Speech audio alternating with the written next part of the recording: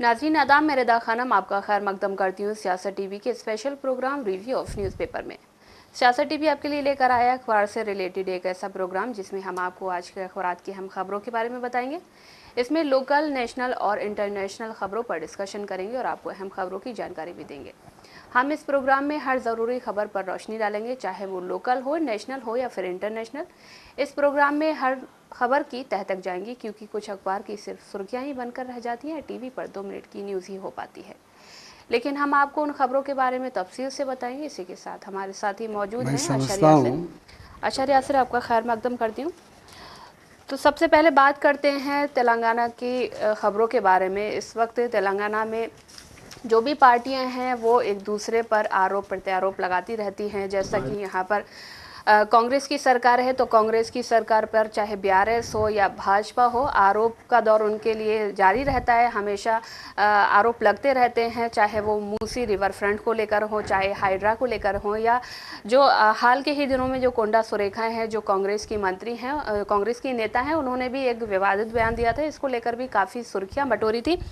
और इसी के तहत तेलंगाना में जो भाजपा के नेता हैं, जो मल्काजगिरी से जो सांसद है टेलर राजेंद्र, उन्होंने कहा है कि उन्होंने जो कांग्रेस है उन पर एक टिप्पणी करते हुए कहा है, एक विवादित बयान देते हुए कह सकते हैं, कहा है कि कांग्रेस जो है अपने नेताओं को समेटने के लिए ऐसे ऐसे जो है विचार पैदा करती है, ऐसे ऐसे तनाव पैदा करती है। उन्होंने कहा कि वो अपने मुख्यमंत्रियों को बदलने के लिए तनाव पैदा करती है। वहीं पर उन्होंने एक और इल्ज़ाम आयद किया। उन्होंने कहा है कि एमआईएम को खुश करने के लिए भी जो कांग्रेस पार्टी है वो धर्मनिरपेक्ष वोट बैंक की राजनीति करती है। बिल्कुल, जिस तरह से टेलर राजेंद्र ने एक अभी कुछ टाइम से बयान देना शुरू किया है और उसी पे जो है कांग्रेस के लीडर हैं श्रीनिवास, उन्होंने बोला है कि ये जो है ये कहीं ना कहीं तेलंगाना में जो एक क्या बोलते हैं भाईचारगी वाला माहौल है उसको बिगाड़ना चाह रहे हैं। और जिस तरह से वो सीएम रेवंत रेड्डी की छवि खराब करना चाह रहे हैं, उन्होंने कहा है कि ये छवि उनकी खराब नहीं होगी, इससे भले इनको थोड़ा सा फायदा मिल जाए टेलर राजेंद्र को, लेकिन सीएम की जो छवि है वो वैसी ही रहेगी। उसी के साथ उन्होंने एक बात और बोली, कहा है कि टेलर जो है ये यहाँ राज्य में कहीं ना कहीं ऐसी चीज़ें कर रहे हैं जिससे राज्य में कुछ ऐसी चीज़ें पैदा हों जो बाद में मुश्किल हो। लेकिन ऐसा कुछ नहीं होगा, क्योंकि सीएम और कांग्रेस पार्टी और यहाँ का जो भी वो क्या बोलते हैं पुलिस प्रशासन है बहुत मजबूत है, और इनकी जो भी वो होगी क्या बोलते हैं मेंटलिटी, उस पर काम नहीं हो रहा है। यहाँ पे काम जो हो रहा है वो एक क्या बोलते हैं एक उससे हो रहा है, भाईचारगी से हो रहा है। और इसमें अब मतलब उन्होंने सीएम को लेकर काफ़ी सारी बातें बोली थी। इसमें उन्होंने कहा कि मतलब ये जो है ये कहीं ना कहीं राज्य में ऐसी चीज़ें पैदा करना चाहते हैं जिससे कुछ उल्टी सीधी चीज़ें उसके बाद सीएम के ऊपर सारा ब्लेम आए। लेकिन जो भी यहाँ पे पार्टी है, चाहे वो मतलब वो जो है यहाँ पे एक ऐसी वो क्या बोलते हैं गवर्नमेंट चला रहे हैं कांग्रेस पार्टी, जो है यहाँ पे मतलब सबको एक साथ लेके चलने वाली चीज़ हो रही। वही जैसा आपने बोला कि हाइड्रा की कार्रवाई हो या फिर वो मूसी रिवर फ्रंट और कोंडा सुरेखा की बात हो, इस पे कांग्रेस पार्टी हर बार अपना तर्क देती रहती है। कांग्रेस पार्टी हर बार इस पे सफाई देती रहती है, क्यों हो रहा है, किस लिए हो रहा है, क्यों हो रहा है और आगे इससे क्या फ़ायदे क्या नुकसानात होंगे। लेकिन वहीं अगर यहाँ की जो अपोजिशन पार्टी चाहे वो बीआरएस हो बीजेपी हो, वो इन पे जो है हमलावर रहती हैं। लेकिन उनका ये कहना है कि हम ये जो चीज़ कर रहे हैं इससे यहाँ के लोगों को फ़ायदा होगा, और यहाँ पे जो चीज़ें हो रही हैं उसका ये नहीं कि हम किसी के ख़िलाफ़ जो है क्या बोलते हैं कोई एक मतलब जो और उसमें होता है कि बदले की भावना से बुलडोज़र चलता है, यहाँ पे वैसा नहीं हो रहा है। यहाँ पे जो चीज़ें उसके दायरे में आ रही हैं उस पर काम हो रहा है। ये चीज़ें हैं। तो वहीं पर बात करते हैं जिस तरह से ये जो टेलर राजेंद्र है वो कई दिन से खामोश बैठे हुए थे, लेकिन जैसे जैसे जो है वक्त बढ़ रहा है और शायद उन पर भी प्रेशर होगा कि आपको भी बोलना चाहिए। जैसा कि कुछ दिन पहले ही सिकंदराबाद में जिस तरह की घटना हुई थी, उसको भी लेकर उन्होंने बोला था कि जो है कांग्रेस धर्म की राजनीति करती है और वो हिंदू धर्म को नुकसान पहुंचाना चाहती है। बिल्कुल, जिस तरह से इन दिनों वो बयानात दे रहे हैं, काफ़ी बीच में वो शांत हो गए थे, फिर उन्हें बयान देना शुरू किया है। अब तो कहीं ऐसा भी लग रहा है कि किसी ने मतलब किसी की तरफ से बोला गया है कि भाई आप ऐसी बातें बोलें।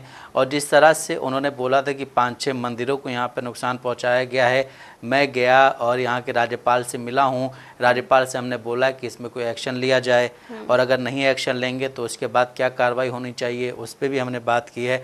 तो आजकल वो काफ़ी एक्टिव नज़र आ रहे हैं। वहीं इसी बीच एक खबर और भी कि बंडी संजय ने भी जो है KTR पे काफ़ी आरोप लगाए थे। उन्होंने कहा था कि वो ड्रग्स लेते हैं, उनका फ़ोन टैपिंग में उनका नाम है, लेकिन अब जो है KTR ने उसका पलटवार किया, उन पर मानहानि का मामला किया है। उन्होंने कहा है कि ये जो हैं ये कहीं ना कहीं हमारी छवि ख़राब कर रहे हैं और उन्होंने कहा है कि हम इस बात के सबूत दे सकते हैं कि भाई हम ना ड्रग्स लेते हैं, ना हमने फ़ोन टैपिंग करवाई है, लेकिन अगर वो ऐसे बयानात दे रहे हैं या ऐसे इल्ज़ामात लगा रहे हैं तो ये उनके लिए सही नहीं है। इसी में उन्होंने फिर जो है उन पर मानहानि का मामला दर्ज कराया। जैसा कि आपने बंडी संजय कुमार की बात की, बंडी संजय कुमार हर समय जो है, चाहे रेवंत रेड्डी की सरकार हो चाहे BRS पर हमेशा जो है एक आरोप लगाती रहती है। उन्होंने बीच में ये भी कहा था कि जो BRS है वो कहीं ना कहीं रेवंत रेड्डी की सरकार से यानी कि कांग्रेस से मिली हुई है। बिल्कुल, वो देखिए जब वो अपोजिशन में है यहाँ पे, वो अपनी सीट भी हार गए थे, ठीक है, तो वो कहीं ना कहीं भड़ास निकाल रहे हैं। बंडी संजय को आप देखेंगे जो भी केस होता है उसमें आगे आते हैं, फिर उनको पुलिस डिटेन करके ले जाती है। इससे क्या होता है कि उनके वोट शायद बढ़ जाएं, लेकिन हाँ यहाँ पे जो काम हो रहे हैं, अभी जब यहाँ इलेक्शन होना तो उससे पहले उनको यहाँ के अध्यक्ष पद से हटा दिया गया था, यहाँ पे किशन रेड्डी को बनाया गया है और अब फिर ये खबरें आ रही हैं कि अब जो है बीजेपी की जो नेशनल वो है क्या बोलते हैं कमेटी, वो कई राज्यों के प्रेसिडेंट चेंज करना चाह रही है और हो सकता है ये भी होड़ मची हो कि कौन प्रेसिडेंट बनेगा बीजेपी का राज्य का। तो इधर राजेंद्रा और ये जो बंडी संजय हैं ये इसी वजह से ज़्यादा बोल रहे हैं इस पर। ये भी एक वो मतलब यहाँ के जो वो हैं उनका कहना है पॉलिटिशियंस का कि यहाँ पे ये लोग इसी वजह से आजकल ज़्यादा आगे निकले हुए हैं क्योंकि बीजेपी जो है वो हर स्टेट के प्रेसिडेंट को बदलना चाह रही है। जिस तरह से उसने अभी 2024 में काम किया है उनके साथ, मतलब जो उनका नुकसान हुआ है सीटों का, उसकी भरपाई वो अब जो है मतलब नेशनल प्रेसिडेंट भी बनेंगे उसके और जो स्टेट वाइस प्रेसिडेंट है वो भी चेंज होंगे। तो शायद ये इसी वजह से ज़्यादा आजकल आगे आगे बोल रहे हैं और हर चीज़ में अपनी बात को रख रहे हैं। जी, तो देखा जाए कहीं पर अगर किसी भी राज्य में चुनाव होने वाले होते हैं तो भाजपा वहाँ पर अपना रुख दिखाना शुरू कर देती है। वो वहाँ पर जो है कांग्रेस के खिलाफ बोलने लगती है, कांग्रेस के नेताओं के खिलाफ बोलने लगती है, कांग्रेस के जो नेता हैं उन पर निराधार आरोप लगाना शुरू कर देती है। तो वहीं पर बात करते हैं जो विधानसभा जो चुनाव हुए थे, जो पिछले समय चुनाव हुए थे, चाहे जम्मू कश्मीर में हुए हों या हरियाणा में तो खैर कांग्रेस को वहां पर हार मिली थी और भाजपा को जीत मिली थी। लेकिन वहीं पर जम्मू कश्मीर की बात करें तो जम्मू कश्मीर में NC की सरकार बनी है और वहां पर जो है NC को जो है सपोर्ट मिला था उस टाइम पर कांग्रेस का, और बाकी जो दल थे उनका भी सपोर्ट मिला है। तो वहीं पर बात करते हैं आने वाले विधानसभा चुनाव की। जैसा कि आप जानते हैं कि महाराष्ट्र में और झारखंड में चुनाव होने वाले हैं। महाराष्ट्र में 288 सीटों पर चुनाव होने वाले हैं, लेकिन वहां पर कुछ टाइम पहले जैसा कि हरियाणा में हाल देखने को मिला कांग्रेस का, उस बीच जो है जो महाराष्ट्र में चुनाव हुए उस पर देखा जाए तो जो बाकी जो पार्टियां थी उन्होंने बहुत मंथन और चिंतन करके वहां पर सीट शेयरिंग का फॉर्मूला अपनाया है। और कई बार ऐसा हुआ है कि वहां पर पत्रकारों ने उनसे पूछा, चाहे MBA में जो भी नेता हैं शामिल, उनसे पूछा गया कि आप सीट शेयरिंग का फॉर्मूला क्यों नहीं अपना रहे हैं, आप घोषणा क्यों नहीं कर रहे हैं। लेकिन उन्होंने कहा कि हमने जो पिछले चुनाव हुए हैं उनसे सीख लेते हुए हमने दिन देरी की, लेकिन हमने बहुत सोच समझ के इस बात पर फैसला लिया है कि किस तरह से हमें सीट शेयरिंग करना है। और उसी को देखते हुए कल MBA में जो है सीट शेयरिंग की घोषणा हुई है। वहां पर तीनों पार्टी, चाहे शरद पवार हो या कांग्रेस हो या UBT शिवसेना हो, उन्होंने अपनी सीटों का ऐलान किया है। तीनों ने 85 सीटों पर अपने प्रत्याशी घोषित किए हैं। वहीं पर अगर कुल मिलाकर देखा जाए तो 255 सीटों पर उन्होंने अनाउंसमेंट किया है। वहीं पर यासिर देखा जाए वहां पर कहा जा रहा है कि 18 जो अन्य दलों के जो सहयोगी हैं उनको सीट दी गई है। और वहीं पर कहा जा रहा है कि 15 जो सीटें बची हैं उस पर अभी फैसला आना बाकी है। बिल्कुल, जिस तरह से देखिए आप काफ़ी समय से ये चीज़ें चल रही थी कि उनकी मीटिंग्स हो रही थी, लेकिन कुछ सीटें और जो मतलब जो वहाँ के लीडर्स हैं उनके अगर बात करें तो उनका कहना था कि 25 से 30 सीटें ऐसी हैं जिनको लेकर के बात नहीं बन पा रही है। खैर कल चीज़ें क्लियर हुई हैं, 85 सीटों पे सबने अपना उम्मीदवार मतलब वो किया है, ठीक है। अब उसके बाद क्या है कि अब जो सीटें बची हुई हैं उसमें इंडिया अलायंस के तहत अखिलेश यादव का क्या होगा। क्योंकि जिस तरह से यूपी के उपचुनाव हो रहे हैं, यूपी उपचुनाव में जो है अखिलेश यादव पूरी 9 सीटों पे चुनाव लड़ रहे हैं, ठीक है। 9 सीटों पे जब चुनाव लड़ रहे हैं तो वहाँ पे कांग्रेस पार्टी अपने उम्मीदवार नहीं उतार रही है। और वहीं अगर बात करें हम इसकी, तो इन्होंने जो है 4 उम्मीदवारों के लिए अनाउंसमेंट पहले कर दिया महाराष्ट्र में समाजवादी पार्टी ने। अब उसमें देखना ये है कि इनमें किस तरह से बात बनेगी, क्योंकि उन 3 पार्टियों में तो बात बन गई है, लेकिन अब इनकी और जो कुछ पार्टियां, क्षेत्रीय पार्टियां ऐसी होंगी जो इनके अलायंस में आना चाहती हैं, शायद उनमें किस तरह से बात बनेगी। जिस तरह से उन्होंने 18 जो सीटें हैं वो दी हैं गठबंधन को, और जो पार्टियां उसमें, अब उसमें समाजवादी पार्टी की 4 सीटें शामिल हैं या नहीं, ये भी अभी मतलब वो नहीं हुआ है, क्लियर नहीं हुआ है। जिस तरह से उत्तर प्रदेश में कांग्रेस ने क्या बोलते हैं, बैक स्टेप लिया है कि हम भाई यहाँ से जो है अपने उम्मीदवार नहीं उतारेंगे, जो वहाँ होने वाला इलेक्शन उपचुनाव है। लेकिन अब ये समाजवादी पार्टी के जो वहाँ के प्रेसिडेंट है अबू आसिम आज़मी, उन्होंने बोला था कि हम जो हैं यहाँ पे एक क्या बोलते हैं 12 सीटों पे चुनाव लड़ना चाहते हैं। लेकिन समाजवादी पार्टी के अध्यक्ष ने 4 सीटों के लिए उसमें अनाउंसमेंट कर दी थी अपने कैंडिडेट्स की। अब ये भी देखना ज़रूरी है कि वहाँ पे किस तरह से काम हो रहा है। वहाँ पे इस तरह से बीजेपी और शिंदे गुट जो है, और वहाँ पे जो अजीत पवार गुट है, इन्होंने अपने उसकी अनाउंसमेंट कर दी है। लेकिन वहीं अगर बात करें यहाँ पे इस वक्त बाबा सिद्दीकी का मामला काफ़ी हाई है, तो बाबा सिद्दीकी के बेटे की सीट से शिवसेना यूबीटी ने अपना कैंडिडेट उतार दिया। तो अब ये भी देखना है कि जिस तरह से बाबा सिद्दीकी कांग्रेस से थे, बाद में मतलब अभी कुछ टाइम पहले ही वो चले गए उसमें एनसीपी अजीत पवार गुट में, उनका बेटा जो है वो अभी प्रेजेंट में एमएलए है जी। अब ये देखना है कि क्या होगा वहाँ पे, क्योंकि अभी वो मामला काफ़ी हाइप पे है। अभी कोई ज़्यादा पुरानी बात है नहीं बाबा सिद्दीकी का जो केस हुआ था उसमें। अब ये देखना है कि ज़ीशान सिद्दीकी जो हैं उनका क्या मतलब वो क्या कौन सी पार्टी में जाते हैं, वो कौन सी पार्टी में जाएंगे, कौन सी पार्टी उनको टिकट देगी, ये काफ़ी अहम है। लेकिन यासे जिस तरह से उनके जो बाबा थे, जो मतलब उनके पिता थे बाबा सिद्दीकी, वो अजीत पवार गुट में चले गए थे, लेकिन अजीत पवार गुट ने ही अपने 38 कैंडिडेट की सूची अभी घोषित की है, लेकिन उनमें उसका नाम नहीं है, जो ज़ीशान सिद्दीकी हैं उनका नाम नहीं है। और वहाँ पर जो बांद्रा से जो उन्होंने यूबीटी ने अपना कैंडिडेट घोषित किया है, उस पर वो भड़क उठे हैं। और वहीं पर बात करें नवाब मलिक की, जो नवाब मलिक हैं, उनकी बेटी को भी अजीत पवार गुट में शामिल किया गया है। हाँ, अजीत पवार गुट में शामिल किया गया। और वो जो नवाब मलिक हैं वो एनसीपी के काफ़ी करीबी रहे। एनसीपी मतलब जो एक थी पहले शरद पवार वाली, लेकिन फिर जब वो जेल से बाहर आए तो उनसे मिलने के लिए गए अजीत पवार अपने लोगों के साथ, और उनको तो टिकट नहीं दिया गया है क्योंकि उनकी तबीयत सही नहीं रहती ज़्यादा, तो उनकी बेटी को टिकट दे दिया गया। अब ये भी देखना है कि वहाँ पे इस वक्त जिस तरह के हालात हैं कि वहाँ पे पार्टियाँ टूटी हैं, क्योंकि जब से पार्टी टूटी, जब से पहली बार इलेक्शन हो रहा है वहाँ पे, अब इसमें देखना ये है कि शिवसेना यूबीटी और शिवसेना जो और गुट है शिंदे वाला, उसमें क्या होगा, और जिस तरह से अजीत पवार हैं या फिर शरद पवार की जो एनसीपी है उसमें क्या होने वाला है, क्योंकि वहाँ पे अभी मामला जो हैं वो कहीं ना कहीं अना पे अपने अटके हुए हैं कि हम असली शिवसेना है, हम असली जो है एनसीपी हैं। वो असली की लड़ाई में अब जनता वहाँ का फैसला करे कौन असली है कौन नकली है। जी, जैसा कि आपने बात की, जो सपा के जो वहाँ पर उपचुनाव होने वाले हैं यूपी में, सपा ने अपने कैंडिडेट भी घोषित कर दिए हैं 7 सीटों पर, 7 कैंडिडेट घोषित कर दिए। हालांकि एक का भी अनाउंसमेंट होना बाकी है। कहा जा रहा है कि आज बीजेपी ने 7 सीटों पे अनाउंस, सपा ने 9 सीटों मतलब सपा 9 सीटों पर चुनाव लड़ेगी। लेकिन आने वाले टाइम में जो है वो भी घोषित करेगी, नाम प्रत्याशियों के घोषणा करेगी। और वहीं पर जो आपने जैसे बात की कि भाजपा ने जो है आज 7 सीटों पर प्रत्याशी घोषित किए, वहीं पर जो है जो सारी पार्टियां हैं, जैसे सपा पार्टी होगी, वहाँ पर सपा ने अपने जो सपा के जो नेता हैं वो बहुत ही एक्टिव मोड में नज़र आ रहे हैं।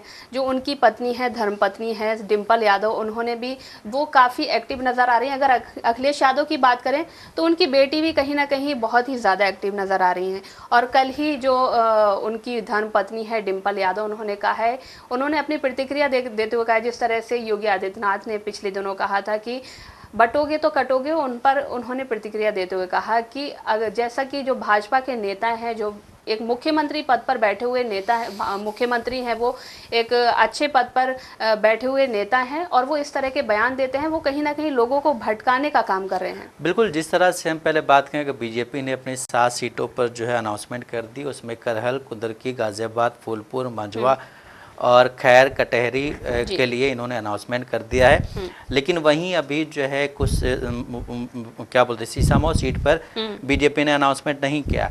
अब सीसामऊ सीट पर क्या उनके पार्टी में अंदर चल रहा है, जो वहाँ का गठबंधन है वो भी देखना होगा। लेकिन वहीं अगर बात करें हम इनकी क्या बोलते हैं अखिलेश यादव की, तो अखिलेश यादव ने यही बोला है कि यहाँ की 9 सीटों पर हम खुद चुनाव लड़ेंगे। सपा और क्या बोलते साइकिल के सिंबल पे चुनाव लड़ेंगे। और जो उन्होंने कांग्रेस के लिए 2 सीटें छोड़ी थी वो भी अब जो है उनको नहीं मिल रही हैं, या उन्होंने खुद ही बोल दिया है कि हम यहाँ पे उपचुनाव नहीं लड़ेंगे। अब इसका जो अभी जैसे मैंने बोला कि महाराष्ट्र में इसका असर देखने को मिलेगा, क्यों नहीं, क्योंकि मतलब जब इस तरह से मतलब हो रही थी बातें, तो कहीं ना कहीं ये भी चल रहा था कि इंडिया गठबंधन जो है वो कहीं ना कहीं टूटता और कमज़ोर होता नज़र आ रहा है। लेकिन अब जिस तरह से यूपी के उपचुनाव की बात सामने आ रही है, तो उसमें ये दिख रहा है कि हाँ शायद इस गठबंधन को बनाने के लिए कहीं ना कहीं कांग्रेस जो है वो मतलब लोगों को आगे बढ़ा रही है। जिस तरह समाजवादी पार्टी अभी लड़ रही है इलेक्शन, वहाँ पे 9 सीटों पे लड़ेगी, तो ये जो है पूरा इंडिया गठबंधन के तहत चुनाव हो रहा है। सपा के कैंडिडेट खड़े हो रहे हैं, लेकिन उनको सपोर्ट करने के लिए कांग्रेस वाले भी वहां मौजूद रहेंगे, क्योंकि ये गठबंधन का चुनाव है। 9 सीटों पर इलेक्शन, और यूपी की सभी 9 सीटों पर 13 नवंबर को मतदान होगा, 23 को नतीजे आएंगे, 25 अक्टूबर को जो है आखिरी तारीख है जो मतलब कैंडिडेट्स अपने अनाउंस करनी है। 9 में उन्होंने 6 सीटों पर अनाउंस कर दिया है पहले, बाकी जो बची सीटें उन पर अब अनाउंस करेंगे। उसमें अब किन किन मतलब वहाँ के नाम होंगे, क्योंकि अभी वो अनाउंसमेंट नहीं कर रहे थे क्योंकि वो सीटें कांग्रेस मांग रही थी। फिर ये बोला गया समाजवादी पार्टी की तरफ से कि कांग्रेस पार्टी और ज़्यादा सीटें मांग रही थी, इस वजह से बात नहीं बनी है। अब बात नहीं बनी, उसके बाद फिर अखिलेश यादव ने कल ये बोला है कि जितने भी कांग्रेस के लीडर्स हैं वो साइकिल के सिंबल को जो है प्रमोट करेंगे, यहाँ पे उनके लिए प्रचार करेंगे, और समाजवादी पार्टी पूरी 9 सीटों पे चुनाव लड़ेगी। अब ये देखना है कि इसके बाद क्या रिजल्ट आते हैं, क्योंकि बीजेपी भी कहीं ना कहीं इसको मतलब अपने दिल पे लेके बैठी हुई है। जिस तरह से अभी वो लोकसभा चुनाव में हारे हैं, वहाँ पे ज़्यादा सीटें नहीं लाए हैं।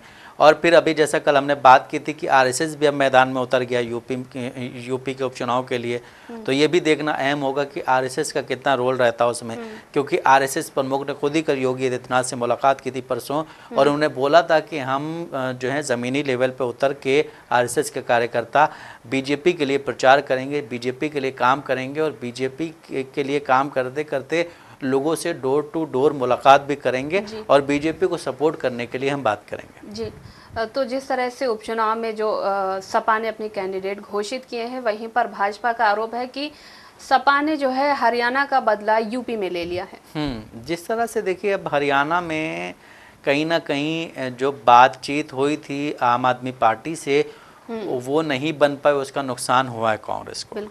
अगर कांग्रेस पार्टी आपसे अलायंस करती, 5 सीटों की बात थी, 5 सीटों में से 3-2 में अगर बात बन जाती तो ज़्यादा ठीक था, लेकिन उसने जो नहीं किया, वहाँ के जो लोग हैं या कांग्रेस के जो सीनियर लीडर्स हैं उनका ये कहना है कि हाँ उस अलायंस से हो सकता है वहाँ की सूरत बदल सकती थी, लेकिन वो अलायंस नहीं हुआ। और जिस तरह से अगर वो अलायंस नहीं हुआ, फिर भी अगर आम आदमी पार्टी वहाँ पे एक भी सीट नहीं लाई है, तो इसका मतलब ये है कि वहाँ के लोग आम आदमी पार्टी को उतनी तवज्जो नहीं दे रहे हैं। लेकिन फिर अगर वहाँ के रिजल्ट के बारे में देखा जाए तो कम से कम 15 से 16 सीटें ऐसी हैं जहाँ पे आम आदमी पार्टी ने काम बिगाड़ा है, और 5 सीटें ऐसी हैं जहाँ पे बिल्कुल ही ये देखा जा रहा है कि आम आदमी पार्टी ने कांग्रेस पार्टी का काम बिगाड़ा है, उसका फ़ायदा जो है वो बीजेपी को हुआ है। उसी तरह अगर हम देखें जो क्या बोलते दिल्ली में जब वो हुआ था अभी चुनाव, इसमें क्या बोलते हैं, तो इसमें भी इन्होंने नहीं, इसमें इन्होंने जो है वो किया था गठबंधन के तहत, इंडिया गठबंधन के तहत चुनाव लड़ा था लोकसभा में। लोकसभा चुनाव में भी दिल्ली में भी एक भी सीट नहीं आई, ना कांग्रेस की आई ना आम आदमी पार्टी की आई। और जिस तरह से अभी वहाँ क्या बोलते दिल्ली में जो होने वाला चुनाव है उसमें भी अब ये देखा जा रहा है कि कांग्रेस पार्टी अलग चुनाव लड़ेगी और आम आदमी पार्टी अलग चुनाव लड़ेगी, क्योंकि अगर कांग्रेस पार्टी गठबंधन के लिए कहती है तो कहीं ना कहीं आम आदमी पार्टी की वहाँ सरकार है, आम आदमी पार्टी वहाँ काफ़ी टाइम से है, तो ये भी देखा जा रहा है, वहाँ के जो लीडर्स हैं उनका कहना है कि आम आदमी पार्टी हमें कम सीटें देगी, इस वजह से शायद वहाँ पे ये गठबंधन नहीं हो पाएगा। लेकिन जिस तरह से अभी चुनाव हो रहे हैं महाराष्ट्र में, अगर हम महाराष्ट्र वहाँ की बात करें तो वहाँ पे राज ठाकरे ने भी अपने कैंडिडेट्स उतार दिए हैं, ठीक है, और वहाँ की कुछ पार्टियां और हैं जिन्होंने अपने कैंडिडेट्स उतार दिए हैं, बीजेपी ने भी अपने कैंडिडेट्स उतार दिए हैं। अब देखना ये है कि इन कैंडिडेट्स में जो ये मतलब होड़ मची हुई है कि हम असली हैं, उसका रिजल्ट जनता देगी। और जिस तरह से आदित्य ठाकरे की बात है, आदित्य ठाकरे भी चुनाव मैदान में हैं और वहाँ के लिए बोला जाता है कि आदित्य ठाकरे जो हैं एक यंग पॉलिटिशियन हैं, और यंग हैं तो वो उन चीज़ों को ज़्यादा तवज्जो देते हैं जो आजकल की यंग जनरेशन के लिए है। जब ये टूटी थी सरकार, वहाँ गिरी थी, तो कहीं ना कहीं लोगों में काफ़ी गुस्सा था शिंदे को लेकर के, लेकिन अब ये गुस्सा कितना है ये अब रिजल्ट आने में पता चलेगा, जनता तय करेगी कि। और वहीं जिस तरह से एनसीपी टूटी है, एनसीपी के लोगों में भी गुस्सा था कि भाई आप अपने चाचा को छोड़ करके आप बीजेपी के साथ आ गए, और उससे पहले ही बीजेपी आप पे इल्ज़ाम लगाती रही कि आपने इतना घोटाला किया है, लेकिन फिर आप बीजेपी के साथ आ गए, आपके घोटाले साफ हो गए। तो जो कांग्रेस पार्टी अपोजिशन पार्टीज कहती हैं कि बीजेपी जो है वॉशिंग मशीन है, तो वो कहीं ना कहीं गलत नहीं कहती, वो सही कह रही कि आप एक वॉशिंग मशीन के तहत काम कर रहे हैं। जी, जैसा कि आपने केजरीवाल का जिक्र किया, दिल्ली का जिक्र किया कि दिल्ली में उनको हार मिली थी लोकसभा चुनाव में, लेकिन वहीं पर देखा जाए जिस तरह से हरियाणा में चुनाव हुए थे, आम आदमी पार्टी वहां पर गई लेकिन उनको कुछ भी हासिल नहीं हुआ। हालांकि जम्मू कश्मीर की बात करें तो वहां पर उनको एक सीट हासिल हुई। वहीं पर जो चुनाव होने वाले हैं दिल्ली में, वहाँ पर कांग्रेस से ना मिलकर, साथ में ना मिलकर उन्होंने चुनाव लड़ने का फैसला किया है, लेकिन उन्होंने आपसी सहमति से ये चीज़ रखी है सामने कि हम आपसी सहमति से ये विचार कर रहे हैं कि हम दोनों साथ ना मिलकर चुनाव लड़ेंगे। लेकिन वहीं पर अगर बात करें जैसा कि अन्य राज्यों में चुनाव होने वाले हैं, महाराष्ट्र में हो गया या हरियाणा में हो गया, वहाँ पर केजरीवाल पीछे हट गए। उन्होंने कहीं ना कहीं गठबंधन को मजबूत बनाने का काम किया है। उन्होंने कहा कि अगर मैं वहां पर जाऊंगा तो हो सकता है वहां पर उनको कोई नफा नुकसान हो जाए। देखिए जिस तरह से वो पीछे हटे हैं, सॉरी रोक रहा हूं मैं आपको, जिस तरह से वो पीछे हटे हैं उसका सबसे बड़ा रीज़न हरियाणा भी हो सकता है। जिस तरह से महाराष्ट्र में अगर वो आगे जाते हैं, महाराष्ट्र में भी उनका वही हाल होता, तो उनके लिए दिल्ली में बहुत दिक्कत हो सकती है। फोकस नहीं कर पाते और दिल्ली में कहीं ना कहीं उनके लिए दिक्कत ये भी हो जाती कि भाई आप इधर उधर जाके चुनाव नहीं लड़ पाते हो, नहीं जीत पाते हो। सिर्फ आप जो हैं अभी सिर्फ पंजाब में हो, पंजाब के अलावा आप कहीं नहीं हो, ठीक है। आपने इलेक्शन भी कई जगह लड़े लेकिन वहाँ से आपको कोई फ़ायदा नहीं हुआ, ठीक है। जिस तरह से आप अपने आप को हरियाणा का बेटा बताते हो, हरियाणा में भी आपको एक भी सीट नहीं आई, जम्मू कश्मीर में आ गए लेकिन हरियाणा में नहीं आए जो दिल्ली से सटा हुआ है, और आपने वहाँ प्रचार प्रसार भी बहुत किया था। तो ये सब चीज़ें कहीं ना कहीं उनके लिए एक डर पैदा कर रही हैं। और जिस तरह से अभी वहाँ पे बीजेपी दिल्ली में हावी है इस पे, आम आदमी पार्टी पे, तो आगे वो बहुत फूक के कदम रखना चाहते हैं, क्योंकि कोई ऐसा फैसला नहीं ले सकते हैं, मतलब वो अभी क्या बोलते हैं, लेने की उसमें नहीं है कि हमारे लिए नुकसान हो। और जिस तरह से वहाँ बीजेपी हर एक चीज़ के लिए हावी रहती है, अभी देखिए आप प्रदूषण के लिए हावी है, यमुना के जो झाग है उसके लिए हावी है, तो ये सारी चीज़ें चल रही हैं, इनको भी समझना है। और फिर रोड पे भी जो मतलब उन्होंने जो अपनी यात्रा निकाली उसमें रोड पे भी काम हो रहा है, जो रोड टूटी पड़ी उस पर काम हो रहा है। और जिस तरह से अरविंद केजरीवाल ने बोला है कि हम अगले मतलब जो अगले साल है उसमें यमुना में डुबकी लगाएंगे, तो वो जब से आए हैं तब से कह रहे हैं कि यमुना साफ़ होगी, यमुना साफ़ होगी, अब तक साफ़ नहीं हुई। तो बीजेपी इन्हीं सब चीज़ों पे जो है उन पे हमलावर रहती है। और फिर अगर बात करें तो जो करप्शन चार्जेस लगे थे उसमें मुझे लग रहा है कि सारे के सारे अब तक छूट गए हैं। सत्येंद्र जैनी थे अंदर, वो भी छूट गए हैं। तो अब उन पे एक ये भी है कि भाई लोगों को आपने गलत फंसाया है, आम आदमी पार्टी को इसका ज़रूर फ़ायदा होना है, लेकिन बीजेपी को इसका नुकसान होगा। लेकिन बीजेपी को और चीज़ों का कितना फ़ायदा होना ये भी पता नहीं है। जिस तरह से आतिशी हैं, आतिशी अब मुख्यमंत्री बन गई हैं, आतिशी भी कहीं ना कहीं उस तरह से फैसले नहीं ले पा रही, क्योंकि अरविंद केजरीवाल जिस चीज़ को चाह रहे हैं उसी चीज़ को होगा। क्योंकि जो भी आला कमान होता है अगर वो किसी को मुख्यमंत्री बनाता है तो कहीं ना कहीं उसका एक दबाव रहता है।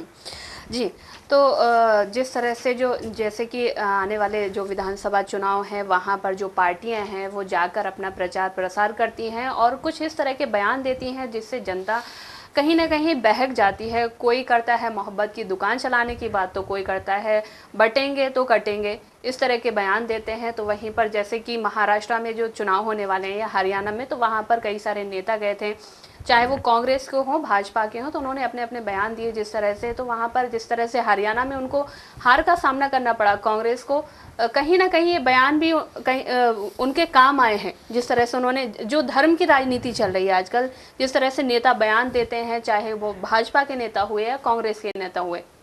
तो वहीं पर देखा जाए, जो आने वाले विधानसभा चुनाव होने वाले हैं बिहार में, तो इस तरह से पहले ही उसकी तैयारियां शुरू हो गई हैं। लोग जो है, जो वहाँ के नेता है, वो धर्म को लेकर कहीं ना कहीं बात करते हुए नज़र आते हैं।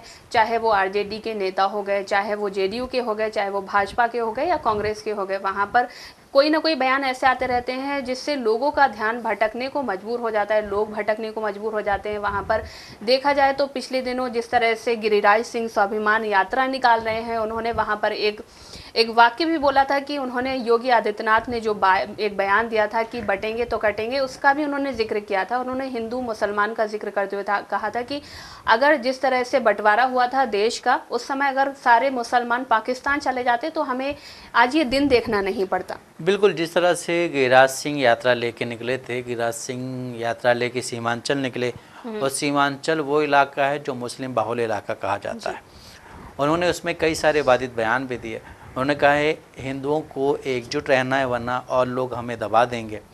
और वहीं अगर किशनगंज की बात करें, किशनगंज में भी मुसलमानों की आबादी बहुत ज़्यादा है।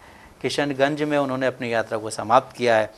भागलपुर से यात्रा शुरू हुई थी। इस दौरान उन्होंने सीमांचल के 4 ज़िले पूर्णिया, अररिया, किशनगंज और कटिहार का दौरा किया। साथ ही इतना ही, मतलब इसमें कुछ ऐसे बयान थे जो काफ़ी विवादित बयान थे। वहीं बीजेपी के एक लीडर थे, उन्होंने कहा है कि मतलब बिहार का एक वो है, यहाँ अगर रहना है अररिया में तो आपको हिंदू बनना होगा। हालांकि वहाँ पे मुसलमान बहुत हैं। अब अगर आप इस तरह के बयान दे रहे हैं तो ये कहीं ना कहीं आप किसी को उकसा रहे हैं कुछ बोलने के लिए। और जिस तरह से आजकल देश में हालात हैं, चाहे वो बहराइच का मामला हो, चाहे वो और भी कई मामले हों, इनमें ये देखा गया है कि पहले उनको उकसाया गया है। जी, बिल्कुल। जब वो उन्होंने कुछ ऐसा कदम उठाया, उसके बाद आपने उसको एक दंगे की शक्ल दे दी कि वहाँ पे कुछ लोग हैं जो मतलब हिंदुओं की जो यात्रा निकलती है हिंदुओं का कोई भी प्रोग्राम होता है, उसमें वो लोग जो है बाधा डालते हैं। हालांकि आप ये नहीं देख रहे कि पहले कौन चिल्ला रहा है, पहले कौन डीजे बजा रहा है, पहले कौन उल्टे सीधे नारे लगा रहा है, पहले कौन किसी एक घर पे चढ़ करके झंडे को उतार के अपना झंडा लगा रहा है। इन सब चीज़ों को नहीं देखा जाता है। और जिस तरह से हमारे यहाँ का जो एक क्या बोलते हैं अपना एक मेन स्ट्रीम मीडिया है, वो भी कहीं ना कहीं चीज़ों को छुपाता है, और वो सिर्फ उन लोग मतलब उन चीज़ों को दिखाता है जो है मतलब ऐसी चीज़ें पैदा करें, देश में माहौल ख़राब करने वाली चीज़ें जो पैदा होती हैं, तनाव पैदा होता है। जिस तरह से अभी हमने देखा कि बहराइच में जब उसको मारा गया तो उसके बारे में मेन स्ट्रीम मीडिया के कई ऐसे एंकर्स, जो बड़े एंकर हैं जिनको लोग देखना बहुत बहुत देखते हैं, कि उन्होंने बोला कि उसके करंट लगाया गया था, उसका नाखून खींचा गया था, उसको ये किया गया, प्रताड़ित किया गया। लेकिन बाद में जब उसकी रिपोर्ट आई है पोस्टमार्टम की, तो उसमें सिर्फ ये पता चला था कि हाँ उसको गोली मारी थी, उसी से मारा, उसके साथ ऐसी कोई घटना नहीं हुई। लेकिन उन लोगों ने फिर कभी माफ़ी नहीं मांगी उसको लेकर के। तो जो एंकर्स हैं या जो मतलब लीडर्स हैं बीजेपी के, उनको ये सब सोचना चाहिए कि भाई आप इस तरह के बयान ना दें जिससे देश में जो है कुछ ऐसी चीज़ें पैदा हों जो देश के लिए ख़तरनाक हों, जो किसी एक समुदाय के लिए ख़तरनाक हों। और जब चीज़ें ऐसी होती हैं तो उसमें एक आदमी नहीं पिसता है, उसमें सारे लोग उसमें आते हैं, और मतलब कहीं ना कहीं बहुत ज़्यादा नुकसान होता है। जी। जिस तरह से आप देखें कि मतलब दुकानें जला दी जाती हैं, रोड ब्लॉक कर दिए जाते हैं, उसमें कितना व्यापार का नुकसान होता है, कितने घर जला दिए जाते हैं, दुकानें जलाई जाती हैं, अभी शोरूम जला दिए गए तो उसमें कितनी गाड़ियां जल गई हैं। तो काफ़ी नुकसान होता है। इन नारों से बचें, इन ऐसे बयानों से बचें, और देश में जो है डेवलपमेंट की बात करें, वो ज़्यादा सही रहेगा। जी। तो जिस तरह से जो गिरिराज सिंह बयान देते रहते हैं, वो एक केंद्रीय मंत्री भी हैं, तो वहीं पर कल मीडिया ने लालू प्रसाद यादव से सवाल पूछते हुए कहा कि गिरिराज सिंह ऐसा बोलते हैं कि मुसलमान अगर पाकिस्तान चले जाते तो ज़्यादा अच्छा रहता, यहाँ पर माहौल ना बिगड़ता। वहीं पर जवाब देते हुए उन्होंने कहा कि हिंदुस्तान सभी का है, चाहे वो मुसलमान हो, हिंदू हो, ईसाई हो, सिख हो, सभी यहाँ पर रहेंगे और कोई भी यहाँ पर नहीं निकाल सकता उनको। और उन्होंने वहाँ पर नीतीश कुमार पर निशाना साधते हुए कहा कि नीतीश कुमार और गिरिराज सिंह की राजनीति एक ही तरह की है, वो भी लोगों को बांटने का काम करते हैं, ना कि जोड़ने का। और उन्होंने कहा कि जब तक हम हैं यहाँ पर कोई भी कुछ नहीं बिगाड़ सकता, ना ही कोई दंगे फसाद होंगे, ना ही कोई कहीं जाएगा। तो नाज़रीन, जैसा कि आपने देखा कि हमने आपको न्यूज़पेपर के ज़रिए खबरों से रूबरू कराया है। ऐसी ज़रूरी खबरों से रूबरू होने के लिए हमारे साथ इस प्रोग्राम से जुड़े रहें। और अगर इस प्रोग्राम से रिलेटेड आपकी कोई भी राय है तो हमें कमेंट बॉक्स में ज़रूर लिखें। इसी के साथ हमारा प्रोग्राम ये ख़त्म होता है। मुझे और मेरे साथी अशर यासिर को दें इजाज़त। अल्लाह हाफिज़।